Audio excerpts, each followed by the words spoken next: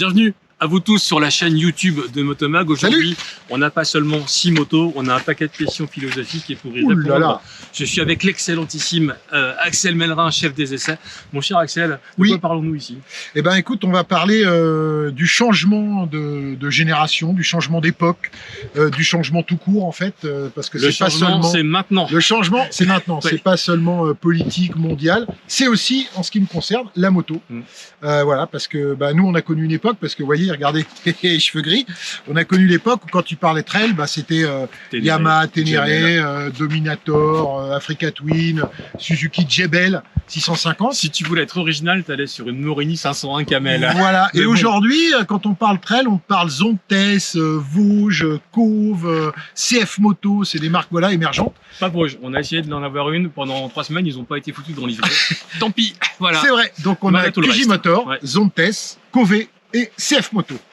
Et en référence Suzuki et Yamaha. Voilà. Effectivement. Donc d'un côté, on a le trail à vocation un petit peu baroudeuse, sportive, la Ténéré. La Ténéré, je dirais presque que c'est devenu un nom générique. C'est plus seulement une Yamaha. Tu vois. Non. Quand tu vas à l'Alpe Aventure, tu as de la GS avec les quinquas, de la Ténéré avec les trentenaires. Ouais, c'est ça. Et c'est devenu un peu, depuis 1984, une espèce de symbole du trail de moyenne cylindrée.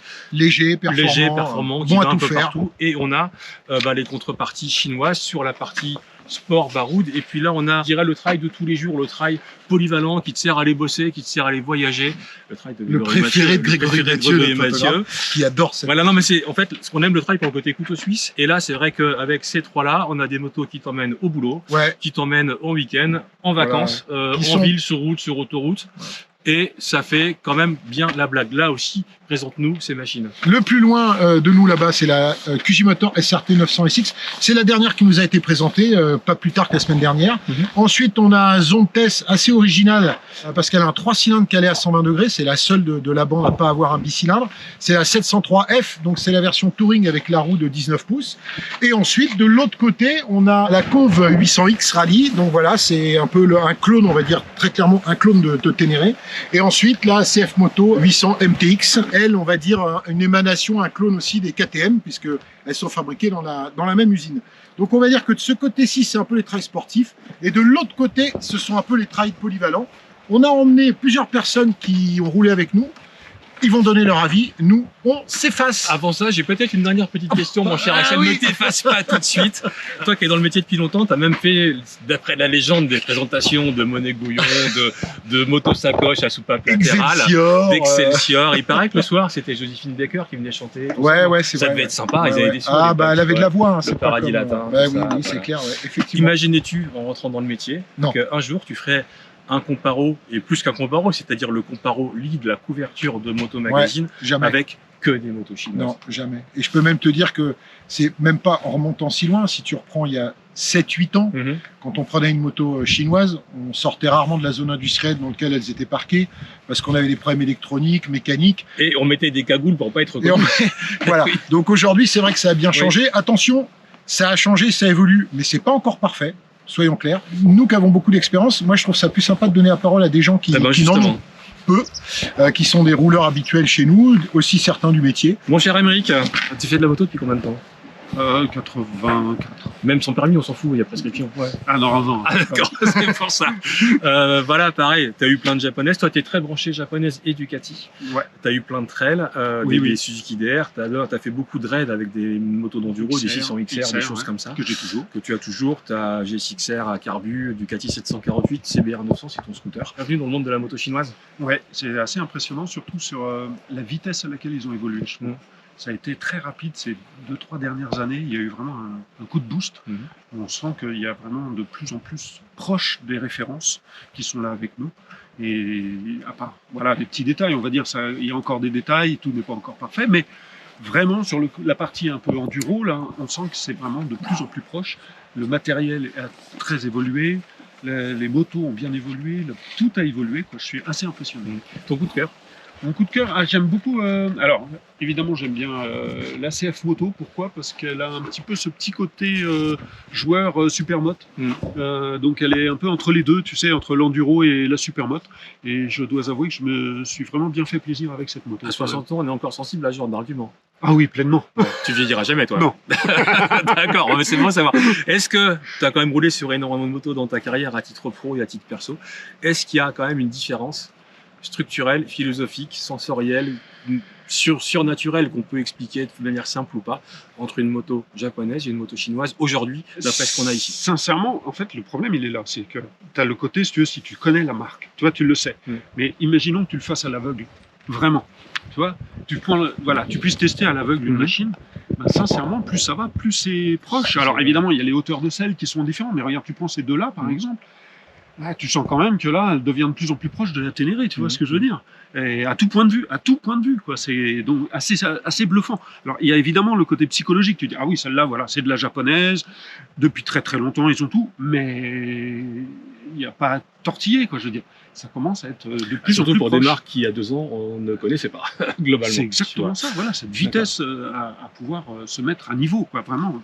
Merci, très très proche du niveau. merci Émeric pour cette analyse. On va faire venir un client potentiel, Ah, ça va. tout droit venu des Ardennes. Ouais. Dis Coco, toi t'as eu combien de KTM, rappelle-moi?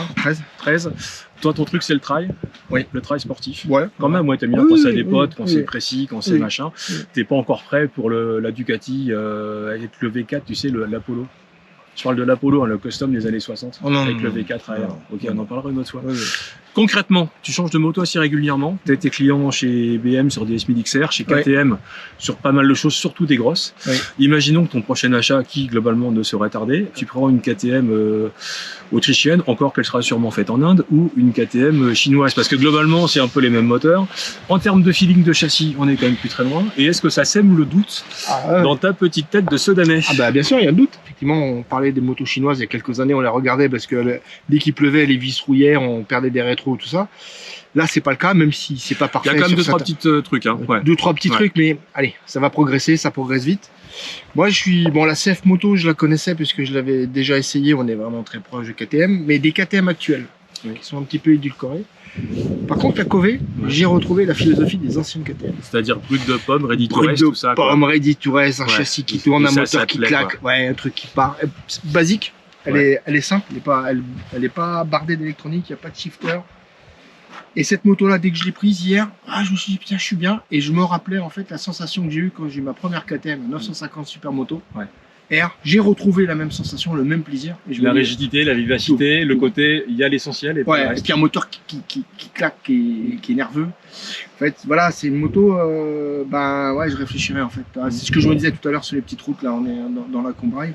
Ça, sur du rallye routier, je pense que tu peux t'amuser. T'avais combien de rallye routier? Tour de J'en ai France, fait, j'ai fait 3 ou 4 mototours. En comptant ceux dans lesquels tu t'es sorti ou... En comptant ceux que j'en suis sorti. D'accord, ouais. Et puis quelques manches du championnat de France des rallyes. Mais... Ouais, donc Voilà. tu sais ce que c'est qu'une moto faite pour tartiner Ouais. sérieusement sur petite route. Ouais, moi, enfin bon, après j'étais un poireau, mais voilà, on n'est pas là. Mais surtout, ce que je vois, c'est cette moto-là, moi, me rappelle les premières KTM que Ouais. j'ai eues et ce pourquoi j'ai aimé les KTM. Ouais. Et la Cové, effectivement, on n'en entendait pas parler. On les a vus arriver par le biais du Dakar. Ouais, mais fallait déjà être un peu pointu dans la moto, toi, le grand public. Oui, savait pas ce oui, que il c'était, savait pas. tu vois, ouais. J'ai essayé la 450 sur un autre comparo qu'on avait fait, j'ai bien aimé. Et la 800, elle m'a scotché. Et j'avoue que, et d'ailleurs, quand on regarde tous, on est tous allés On vers est celle-là beaucoup parce que là-dessus. voilà. Et un petit covering orange et la blague est faite. Ouais, en fait, on n'est pas loin. Bon, c'est le même moulin. Bon, après, il y a des périphériques qui sont un petit peu différents, mais ça va évoluer. Et puis le tarif, Le tarif. on est à 9000. Ouais, je sais. On en parlera à la fin. Merci Brice. Le doute qu'on sème à nouveau. Ah ouais, Moi, ce ouais. qui me plaît, c'est quand tu repars d'un essai avec nous.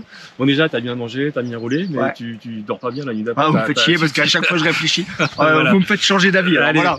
Benoît, viens avec Salut. nous, mon cher Benoît. Benoît, tu as été en charge notamment d'une grosse partie de l'écriture du hors-série Trail, qui est peut-être plus trop en kiosque au moment où cette vidéo sera diffusée, mais il y aura peut-être quelques-uns. Et la boutique Motomag doit vous permettre de le récupérer. Et il y avait un truc qui était intéressant dans le hors-série Trail, c'est qu'il y avait plein de chinoises. Et on a quand même pu assez facilement, par un tamis avec différentes mailles, tu vois, séparer globalement 3 générations de chinoises.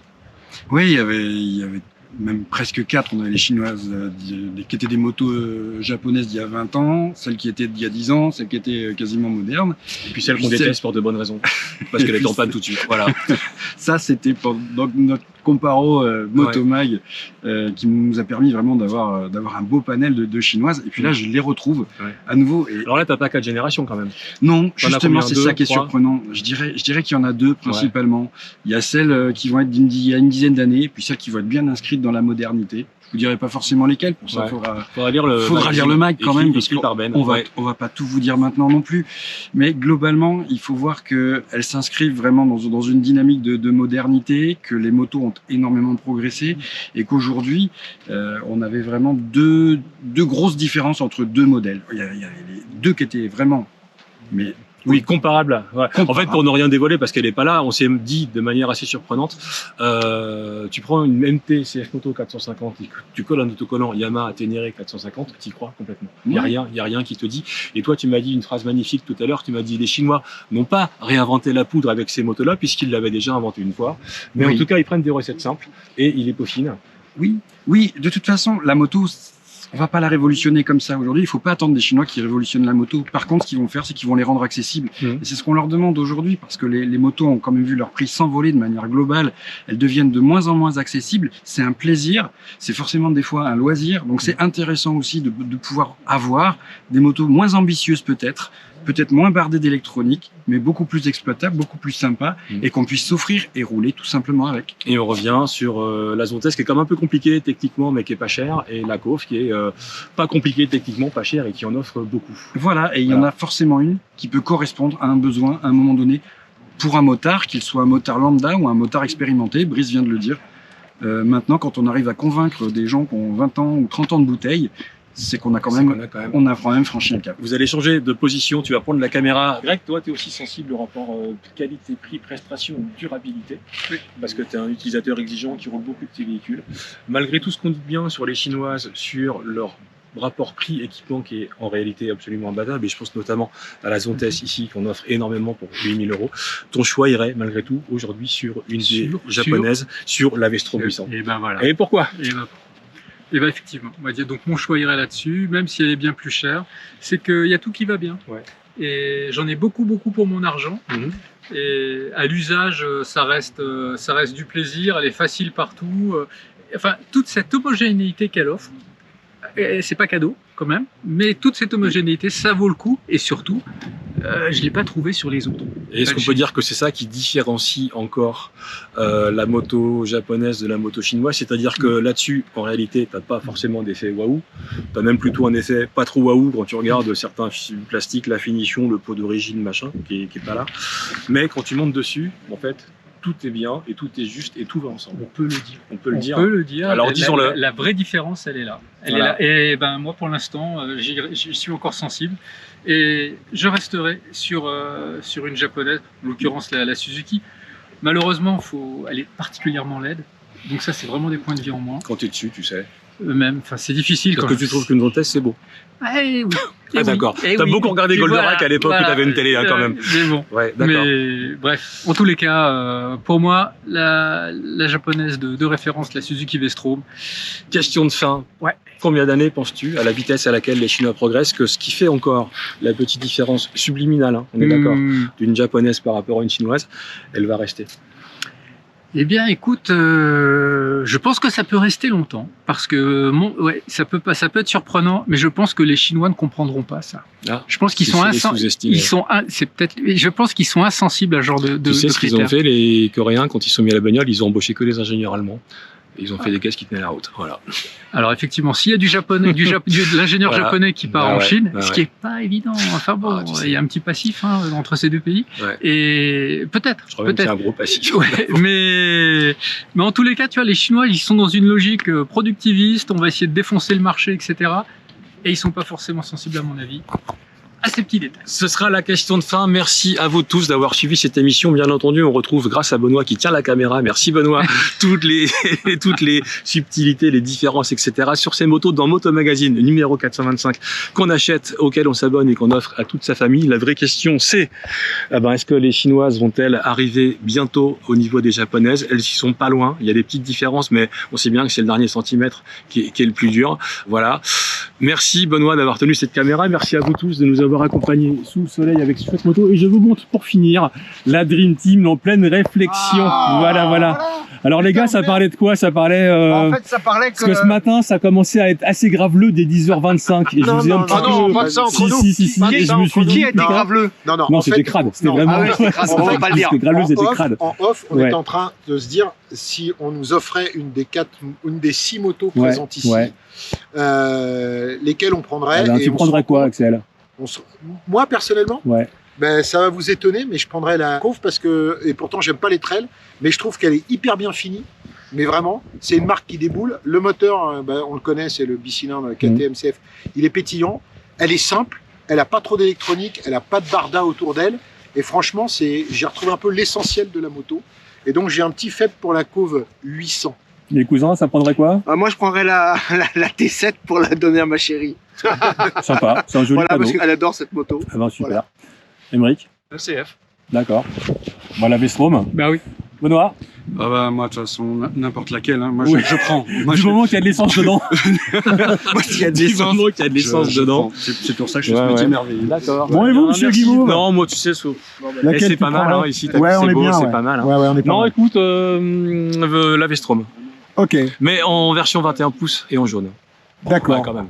Donc on voit quand même que les japonaises sont encore là. Voilà, elles plaisent. Non, mais surtout des Chinois, j'en ai 2 à la maison et d'ailleurs j'en donne une. Si le message peut passer. Alors ça va être... Voilà. Oh merde, ça va être coupé au montage. Bon, voilà. Allez, on vous dit tous à bientôt pour un prochain essai Motomag.